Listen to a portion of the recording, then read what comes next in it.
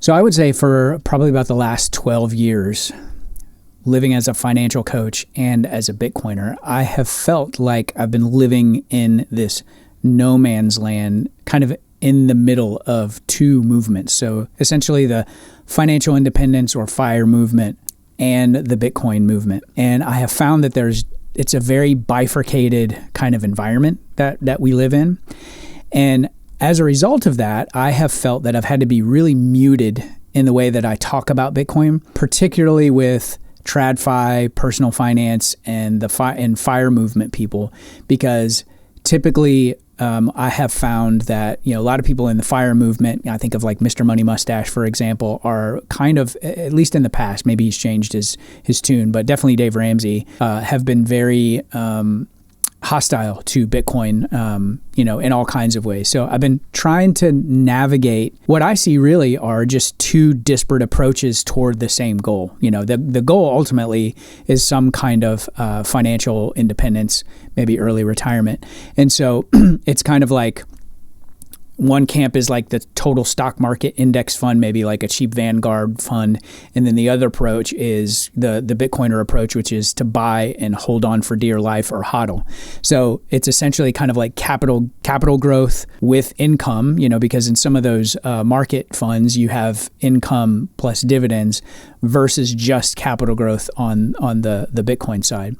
So just to kind of give you guys an idea of sort of setting the table of where my wife and I are in this, on this journey, just to give you sort of some context. We have zero debt. So we've been completely debt-free since 2008, which is actually a year before I met my wife. But I think a big part of my debt-free journey was I definitely wouldn't have met her had I not been completely out of debt.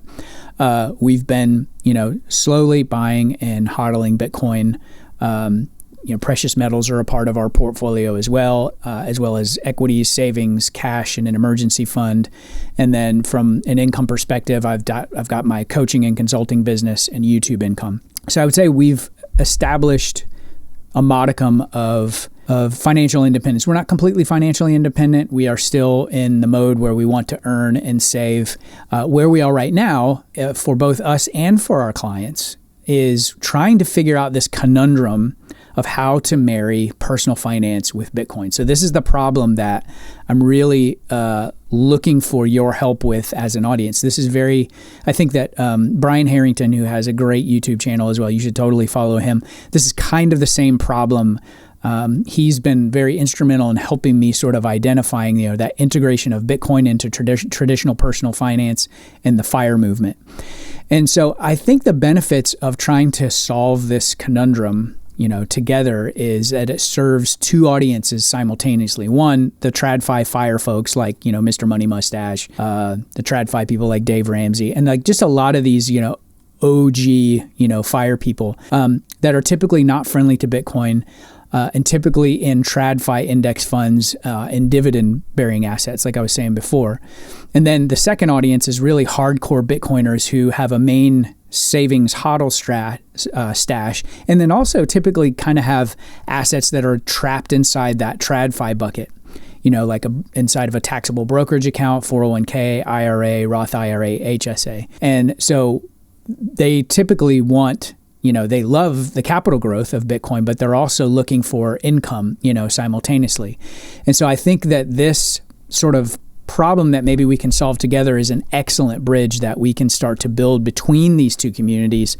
And I think there are two reasons for that. One, it makes it okay for hardcore Bitcoiners, Bitcoin maximalists, to embrace some of these TradFi tools. I know that in my experience, having worked with a Bitcoin self-custody company for a while, I find that, it's been sort of an honor in the past to say that you're a toxic Bitcoin maximalist, and I totally get that. But I do think that there is some merit to the toxic piece of that, because I find that a lot of people that are maybe hovering around the edges of Bitcoin, that are maybe FIRE adherents, or people that are wanting to get into Bitcoin, but they're just turned off by what they see as this really almost cultish stance that Bitcoiners have on absolutely everything. So number one is, make it okay for hardcore Bitcoiners to embrace some of these TradFi tools.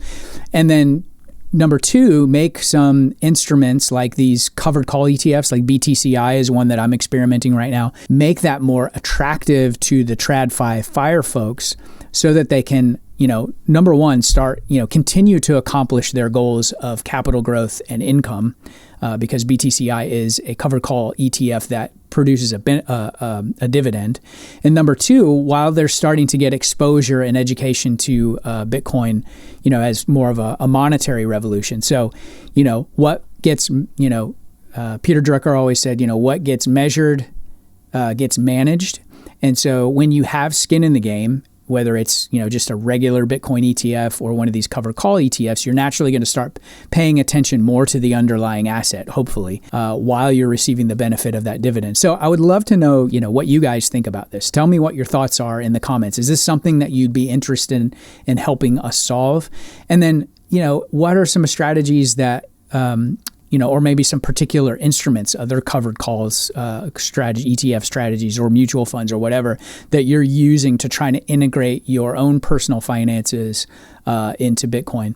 So one of the things that I'll continue to talk about, and I've done a couple of videos, and I'll leave a video about this in the description below, is one of the tools, or two of the tools that we use are the Fold card and the Gemini card to start, earning daily free sats with regular purchases that we're already making. Those are two. The Fold card is basically a debit card that can serve as sort of a checking account, so you can use it for bill pay. You can earn sats that way. You can buy Bitcoin inside of it. You can buy gift cards. There's a free daily spinning of the wheel that offers you free Bitcoin as well.